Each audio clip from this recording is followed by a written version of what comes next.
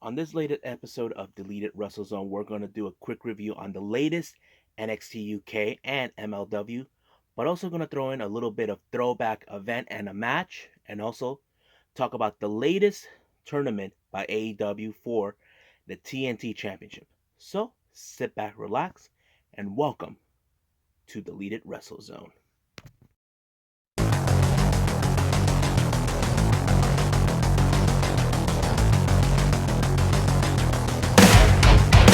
Are you ready? Get up, get up. Get up, get up. Get up, get up. Get up, get up. Get up, get up. Get up, get up. All right, everybody, welcome back. This is J Rod here for Deleted WrestleZone. I hope everybody's staying safe and you're washing your hands as always. Let me give you guys a little rundown about certain things I'm going to do. Uh, as you know, I have some throwbacks I'm going to talk about. Now, how does these things work? You're probably going to ask yourself. Well, these events are now being posted on YouTube recently. For example, the latest event that I saw coming from the World Wrestling Network, where they broadcast many of the Evolve events. That's how I found this one is going to be mainly about Evolve 125. So I'm going to go from top to bottom, but what do I think about this event? And also throwback match of the week. So how do I pick this one? Well, that one, it kind of made easy for me, but I'll get to that when we get there. Pretty much we're going to keep doing the same old thing. So let's get started with NXT UK.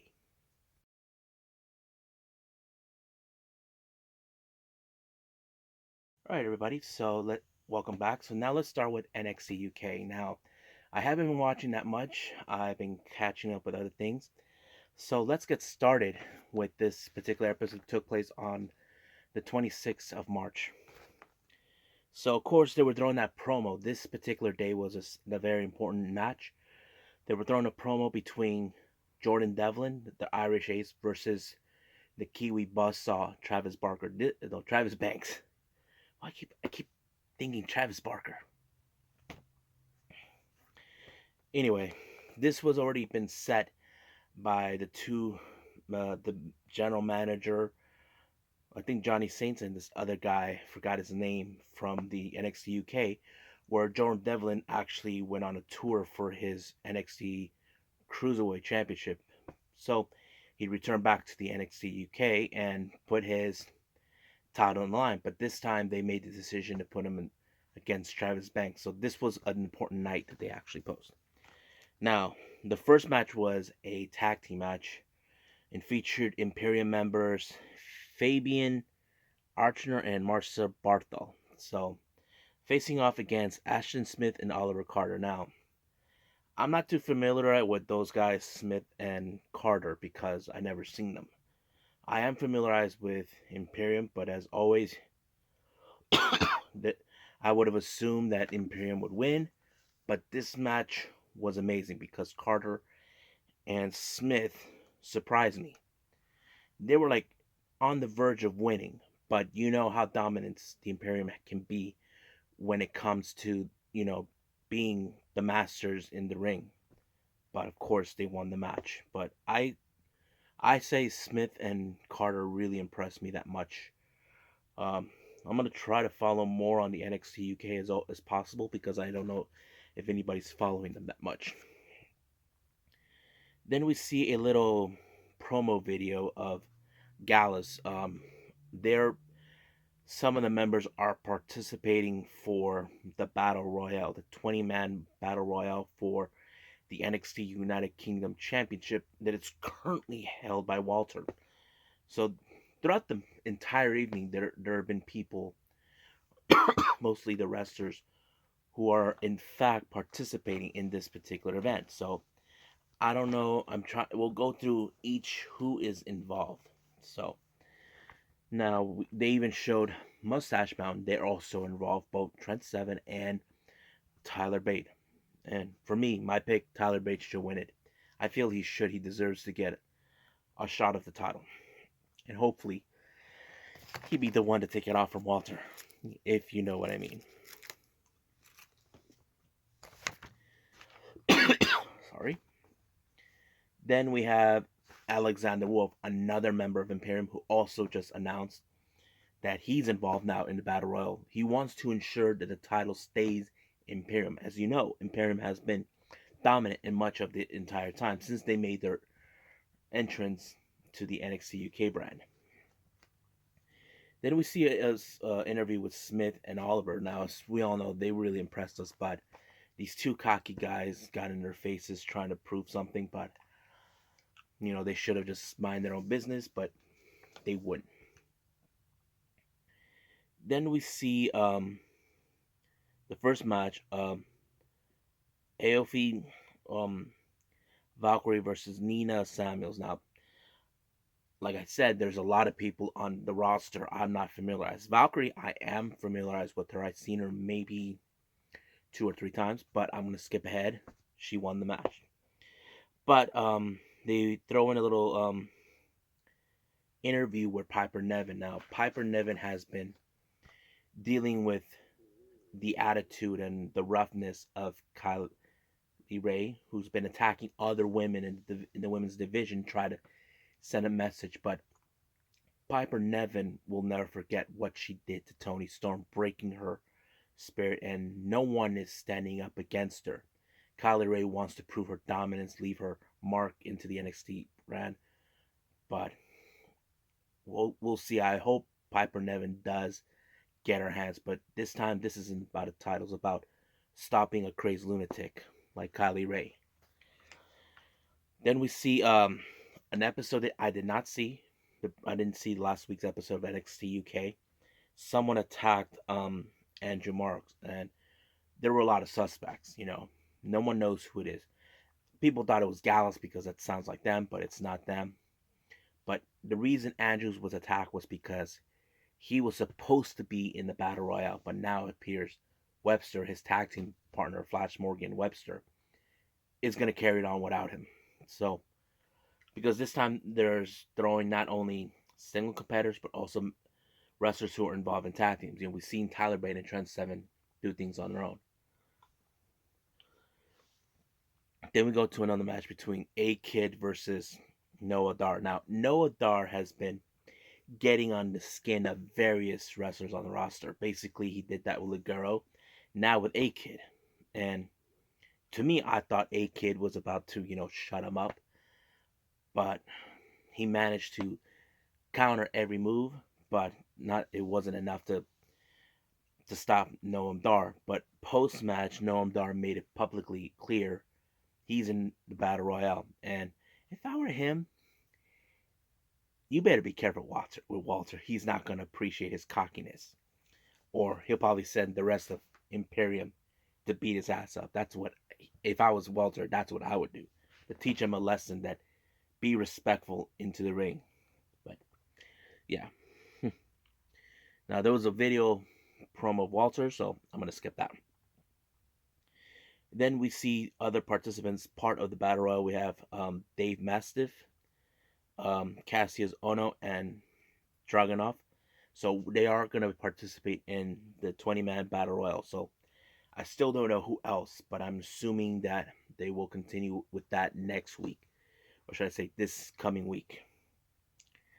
Then we jump into the main event, which is the NXT Cruiserweight Championship between the Irish Ace, Jordan Devlin, and Travis Banks. The key was Buzzsaw. Now, this match, I was like, people were rooting for Devlin, but later they changed their mind about Banks because he seems like the kind of guy they see could take off the title from them. And it was great. I enjoyed every move that they were putting out and, all that. But as Jordan Devlin was saying, never bet on against an ace. And Travis Banks was this close. Jordan Devlin cheated when he put it. He did a little move where he leaned back, connecting his legs down, and then he used the rope and he cheated his way through. So Jordan Devlin may have gotten away with it, but sooner or later he will lose that title. So that is it for the NXT UK. But I will follow more this week. Hopefully I can keep up with everything because I hardly watch the NXT UK, even though I don't have the the network, but I do follow it in a way because this link was sent to me by a couple of wrestling fans from wrestling shows that I go down here in San Diego. But we'll just see what happens this coming NXT UK episode. So let's move on forward with MLW.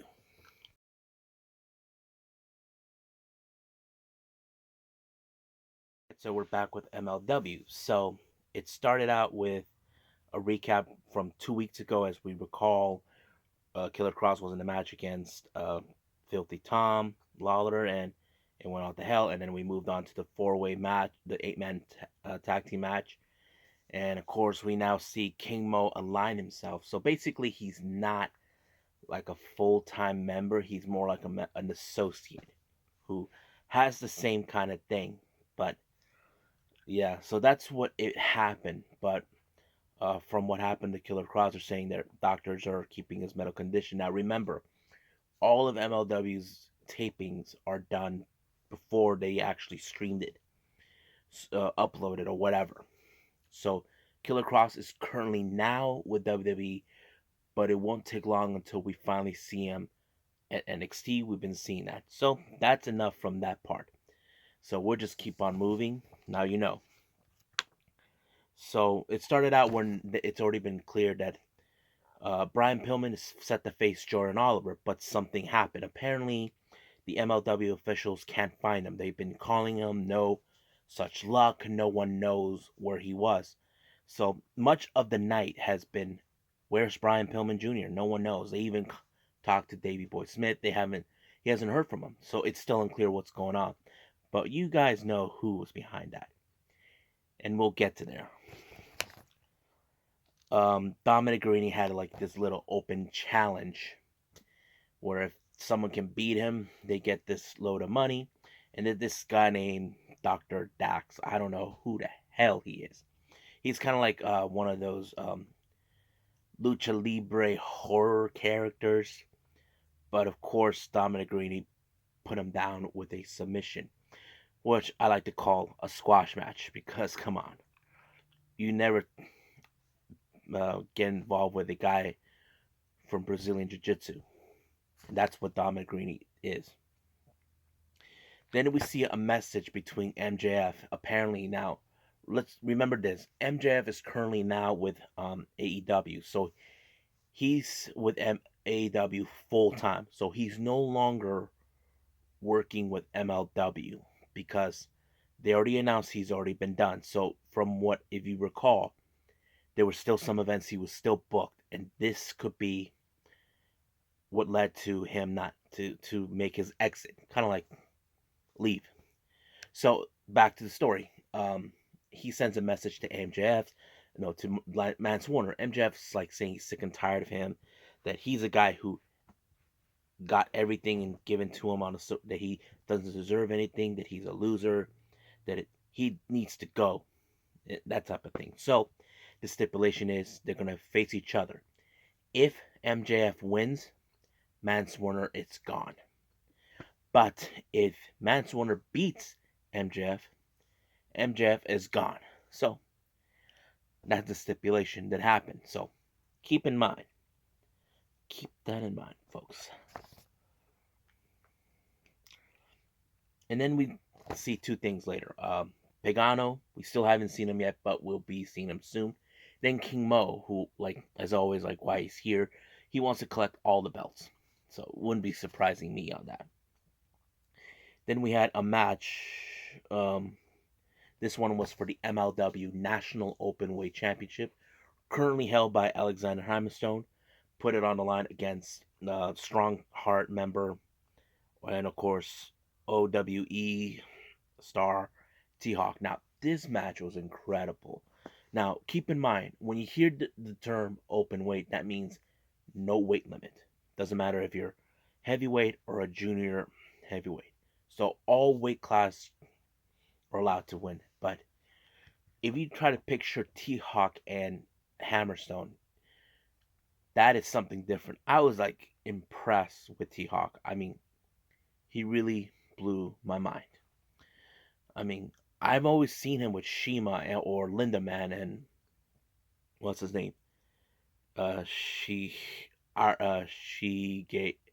Shigeru Ari, but yeah, and I think Hammerstone got impressed too. But of course, there's always has to be the dominant one. I know that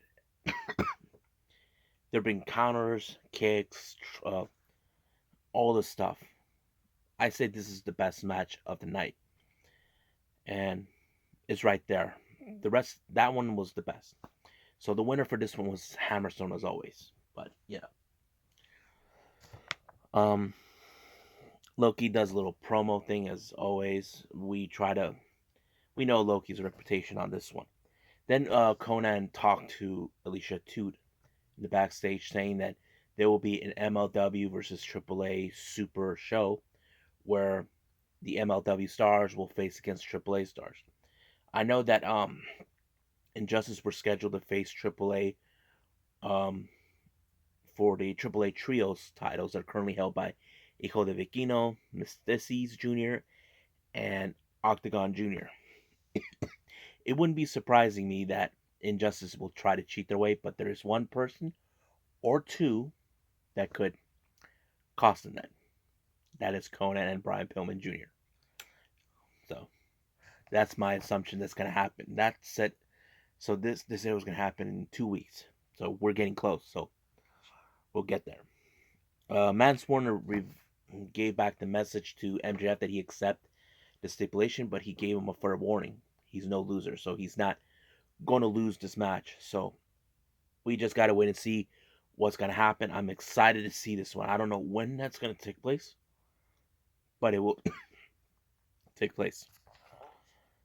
Then we have for the main event, King Mo versus Low Ki. Now, Low Ki had on his corner Ross Von Erich. Now, he was there to ensure no funny business from Team Filthy, as always. But Low Ki seemed like he had everything under control until Team Filthy showed up and ran interference in front of referee and Ross Von Erich. But unaware to them, Tom Lawler showed up and whacked him. So basically, he threw in the towel, saying that he was up, but that's a lie. They're like telling him he threw the towel. He threw the towel, so that means it's over. I'm like, no, you threw the towel yourself. So they're being in denial. So they're trying to prove that they're the dominant team because they're real MMA, real fights. So that's how it is. But this is far from over between Low Ki, the Von Erichs, and Davey Boy Smith. They will get their revenge. Trust me. But the end of the night happened is when finally has been answered. What happened to Brian Pillman Jr.? Well, as Alicia Toot was following on everything, what's been going on, Injustice showed up and showed a little video, and they told her take it to the production team. That's when everything revealed. Injustice attacked Brian Pillman, and they put his head on top of a cinder block, and Myron Reed smashed him right through it. So I don't know exactly what the MLW officials are going to do. If I were them, strip Myron Reed of the title for punishment for what they're doing. But if Brian Pillman comes back, he will demand a match against Myron Reed. But if anybody from Injustice interfere or anybody who helps them, probably they'll be punished. That's how I would see what happened. So like I said, some of the MLW shows have been taped before. They're like maybe a couple weeks in advance. I'm not sure. But we just got to wait and see and watch what's going to happen the upcoming episode. So I think that's it for now for the MLW Fusion episode. So let's move on for a throwback wrestling event.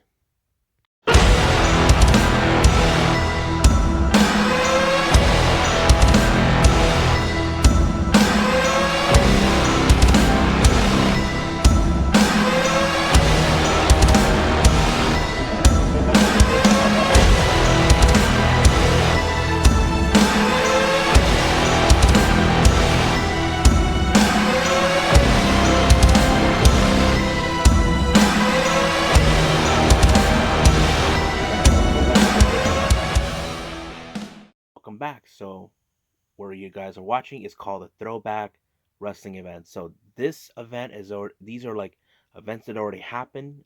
You may or may not have heard.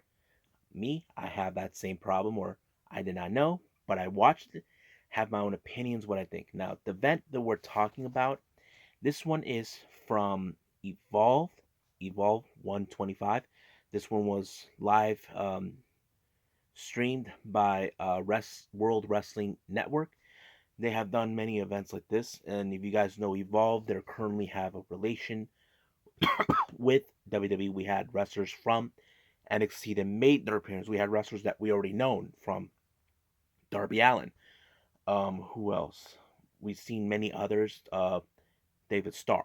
But what made this event curious for me? Well, truth to be told, this one was took place on April 4th of 2019 last year. This was around the time of the WrestleMania week.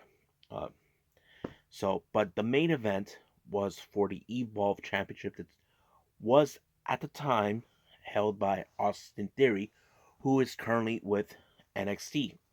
And the person he was facing was Kyle O'Reilly of the Undisputed Era. So, but if you guys must know, Kyle O'Reilly and Bobby Fish were originally from that promotion. So let's start from top to bottom.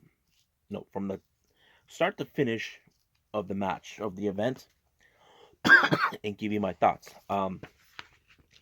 First match, it was Adrian Jaude. If you guys ever seen him, he's this guy, Brazilian guy, but you may have seen him do jiu-jitsu, that crazy Brazilian martial arts dance. I don't even know what they call it. I know there's a word, but can't say it. It's slipped on my tongue. He was facing against a guy named Harlem Bravado, but I'm gonna skip. Adrian won. It's simple because I always look at the guy who's like very dominant in what he does. Next match. This is from it was Japanese versus American. We had Gutsu Sada Higuchi versus Colt Stallion. Now, this was a good match. um, I don't know where this guy's from. They never mentioned what promotion he's from with. They never mentioned if he's DDT, Dragon Gate, or anything. But man, the dude is good. But as for Colt, he's that kind of cocky guy you see many times over in any wrestling event, or like we've seen in WWE or AEW, Impact. There's always those guys. But yeah, but if you must know, it was Iguchi who won. Next match, they thrown a little recap that took place a couple weeks earlier for Evolve 124, where AR Fox was facing against Josh Briggs. Now, Josh Briggs did some move and he picked up a victory, but in the result of that, he injured his knee badly.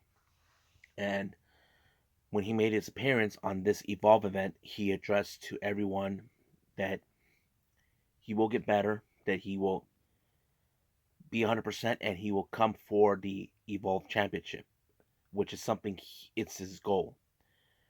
And if you must know, he is currently the champion for that. Now, here comes Austin Theory at the time, who was the champion. He wasn't going to tolerate Briggs believing that he has what it takes to take away his title. But never say never. So he gave him a peace of mind. He attacked him even though he had clutches. But Briggs surprises him and power slammed them down to the ground badly. But we weren't sure if he. So the idea is he had a match later on the night. So we don't know if he's going to be 100%. Then we see a tag team match. We have the Beaver Boys. You may recognize these guys who I'm going to mention. John Silver and Alex Reynolds. You may know them as members of the Dark Order. So this is before they got signed to AEW, before they were manipulated by Evil Uno and Stu Grayson, the Exalted One, that whole thing. So they were known as the Beaver Boys. They were facing against uh, AR Fox and Leon Ruff. Now, this was a good tag team match. I enjoyed it. I don't know what was the reason. I mean, if you all recall, when I saw this, I'm like thinking these guys should have been like that in this the begin. Both Reynolds and Silver should have been like this. They really impressed me with what they did in Evolve, and I'm like thinking why they couldn't start it out like that because they look more like they were jobbers in AEW. But I think they were trying to find a connection, how to make them fit, and I know they'll build them up down the line. But man, they impressed me. But sadly, they didn't win. RA Fox, AR Fox, and Ruff won. It was a good match. I loved it. Then we had a match with Anthony Henry. Now this guy, he was mocking a familiar face, also a current star of AEW, Darby Allin. So he had like the reverse painting of him, where he was mocking him, and Priscilla Kelly was there on Darby's side. But of course, much of the match was being dominated by Anthony Henry, and basically he won the match. Post match, while Priscilla was attending her husband Darby, she was attacked by a woman named Brandy Lauren. Now the story goes Brandy Lauren was scheduled to team with Austin Theory to face against Darby Allin and Priscilla Kelly. As you know, those two are no longer part of that of Evolve. So, but yeah, that's what happened. In the next match, we see one half of the Street Profits, Angelo Dawkins, facing Colby Corino, who I mentioned on the circle squared, and Montez Ford was there making accompanying Angelo. But one thing, it's funny, he was making fun of um, Corino because he was short. I mean, it was classic the way that he was interpreting. I think it was pretty good how it was. I'm like, I laughed so hard.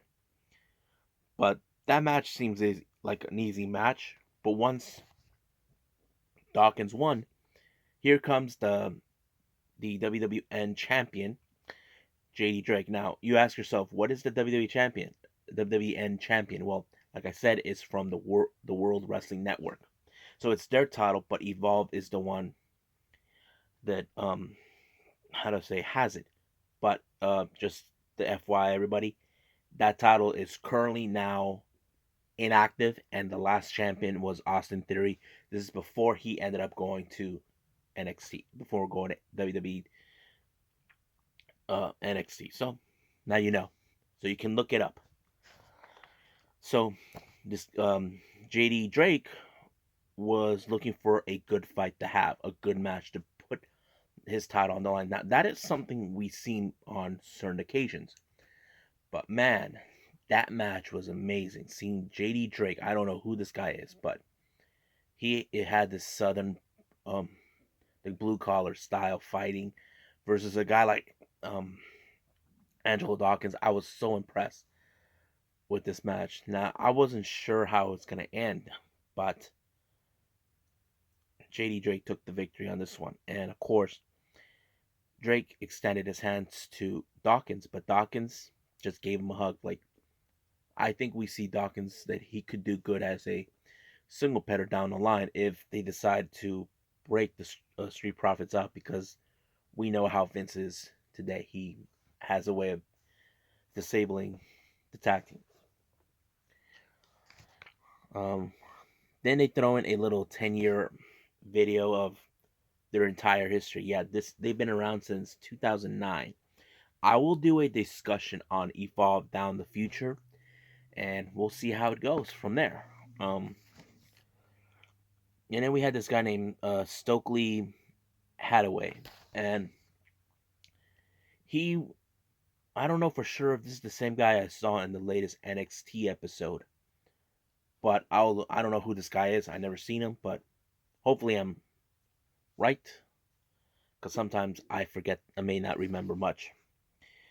Then we go to a interesting match between Shane Strickland, as we know him now in NXT, Isaiah Swerve Scott, versus one half of the Street Profits, Montez Ford. Now this was a good match. It was like something I wouldn't expect, and there were several good moments where Ford was trying to counter every move that Strickland was about to do, but it always worked. He even bit his hand, but Ford won. I mean, I can see these guys, Street Profits, can do not as good at, not only good in the ring as tag team, but single competitors if they decide to split up. But we just gotta wait and see what's gonna happen. But yeah, because when I saw this video, I thought, okay, Saints should win, but no, it didn't happen. Now I don't feel they should break up. Maybe they should just give them a hiatus, work on their single competitor moves. But yeah. Then we go to the Evolve Tag Team Championship match, which is currently held at the time by the Unwanted, featuring uh, Eddie Kingston and Joe Gary versus wrestlers from DDT Pro Wrestling, Konosuke Takeshita versus and Mao. But man, who doesn't love the Japanese wrestlers? Certainly I do. And but if you guys must know, Takeshita was at the time the DDT um, open weight champion. Basically, that is like their heavyweight champion. But yeah, and great. I love this, but I love this match. It was great tag team. I love what the Japanese boys were doing. But sadly, they didn't win it. But people down there who were at the show gave their applause and respects, and they said this: "Please come back. Please come back." Now I'm not sure if they did, but if they throw in more videos for free on YouTube, then yes, I'll see that. Maybe they'll be in Evolved 126 or 127, who knows. Then we go to the main event for the Evolve Championship between Kyle O'Reilly and Austin Theory. Now, as you know, when it comes to matches like these, you always introduce the challenger first. But instead, Austin Theory insisted he goes first.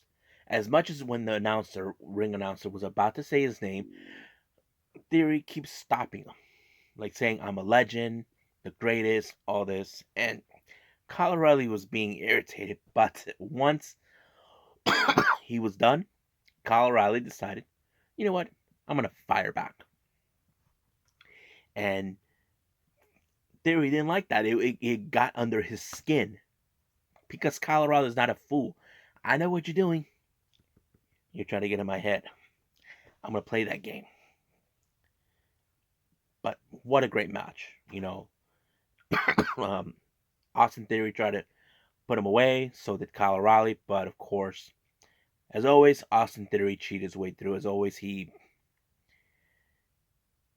took him out completely. But as soon as he beat him, retaining his title, here comes members of the Undisputed Era, Fish and Strong, taking care of him. And of course, Strong suggested this match should not have ended this way. It should have been O'Reilly as the Evolved Champion. But he did state it won't be the last you see the Undisputed Era. And they're not wrong. They have made appearances at Evolve before. I just don't know how often. Now, do I think this is a good event? Yes, it's a great event. Would I recommend you guys watching Evolve? Absolutely. They have great matches. But keep in mind, this promotion are in league with WWE, and this is how they find new talent because the promoter or founder, Gabe Sapolsky, he used to be the booker for NXT, and now he's the advisor for the NXT, like saying, like telling Will and Regal, I think this person's a good addition for you. That's the type. So how can we watch these matches, even though they throw in some of the older food? They do have this thing called they do have a website for the World Wrestling Network. They do have like thing you can watch subscribe to them. You leave an email and a password, but I'm not sure if you have to pay monthly. I'm not 100% sure. I just gotta look it up. I'm gonna leave a message to the world, to those guys WWN, to find out more information because I feel it's pretty good stuff to watch. They also broadcast other things.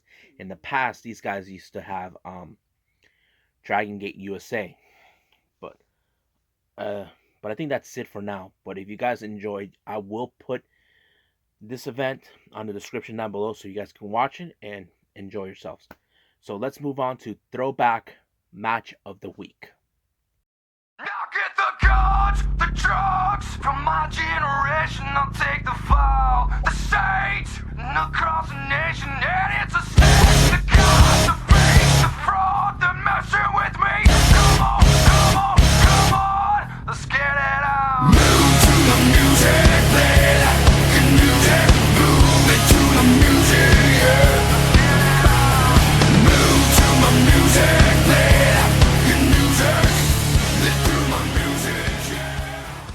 Welcome back. So we're throwing Throwback Match of the Week. Now, how do I choose these matches? Well, the first one I'm going to do for you guys, I'm going to do this every once a week. Just keep in mind, maybe the start of the week. This match, I kind of picked it because it was part of the Dark Side of the Ring episode of Chris Benoit, and someone actually uploaded the video of the match that it had Chris Jericho when he was known as the Lionheart versus Pegasus, Chris Benoit, and I saw this match and I said it was good. Now I'm gonna give you the info of the event, year, the date, and everything else. So this match took place on December 13th, 1995, and it's for the War promotion. This one, if you guys want to know what is WAR stands for, an acronym. So originally it was known as Wrestling and Romance, but later was changed to Wrestling Association R. Um, I will talk about the promoter of that in the future because it's part of the Japanese edition that I'm working on, and I haven't finished yet. And it was part of the second stage. For this one was for the War Super J Cup. It's the same kind of J Cup you see with New Japan, which was created by Yushin Thunder Liger. So they were in the second stage, and it was at Tokyo, Japan, for Ryogoku Kogujikun, had about 11,500 guests. Now, what have I thought about this match? Well, there were still some things about. If you look at this, you see Jericho how young he was. Like, wow, I can't believe how young he was back then. But there was still some moves he can still do, even at his age today. Like he can still do the moonsault. He can do that one move where he runs towards the end of the turnbuckle and he jumps, gives like a double foot stomp, and to the guy to get out of the ring, jump out of the ring or whatever, or out of the apron. But yeah, um, I will put that on the description down below. Now, do I think this was an interesting match?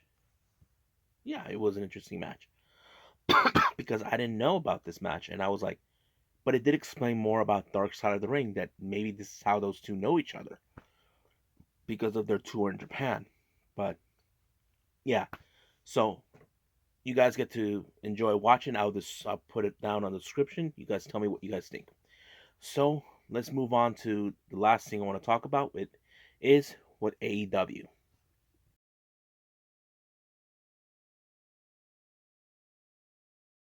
So the last thing we're gonna do is talk about is AEW. As you know now, AEW has announced for a bracket tournament for a brand new mid card championship title called, I don't know what you guys think, it's called TNT Championship. Now, you probably ask yourselves, why did they call it TNT Championship? Well, obvious reasons. The network where they broadcast their Dynamite show. I mean, these guys have been great with them ever since they first started launching their Dynamite shows. All this and that. Now, do I think it was a bad idea to have a name called TNT for a championship? Well, you can say yes, and no. Now, I'll give you my thought on about the yes and no. The yes part is because it is weird. Uh, I mean, we would have assumed it'd be called like intercontinental or television or how would I say this, or anything else, or something like the X Division. But and the no is because they truly want to be original to themselves. You see, they don't want. I don't think they want to copy what WWE or the other promotions that are out there. Sometimes you got to try to do things differently with it comes with the titles, and it would make a lot of sense. But um, who do I see involved in this tournament? Well, Angle from Destination Pro Wrestling sees guys like Darby Allin, Sammy Guevara, Joey Janela, Sean Spears, um, MJF could be one, but there is one person we can agree on, me and Ango, even though we don't talk. I watch his stuff, but I do agree with him. I do see the first champion probably will be Darby Allin. Why? He's the most popular guy. And if you guys haven't seen Darby Allin, do so. He seems like the kind of guy who could go up there because nobody knew who he was until you start watching him. He's amazing. So, do I think Darby Allin should win it? Yes. Now, for heelish person who could win it, I can see two people. One is Sean Spears. The other is Sammy Guevara. That's how I would see it. But you may never know. But I'm excited. I hope we get to see it. They said the tournament will start within a month, so we'll go from there. But I think that's it. So if there's anything you guys liked about the episode, introduce throwing these throwback wrestling events and the matches, just tell me if there's ones that are from WWE or Ring of Honor or anything else, or anything else. Leave a comment down below. But WWE is going to be a little harder because much of the stuff is on network. I don't have that, but we'll just wait and see. But I will pick matches that are from other promotions, events from other promotions too. So it'll be different.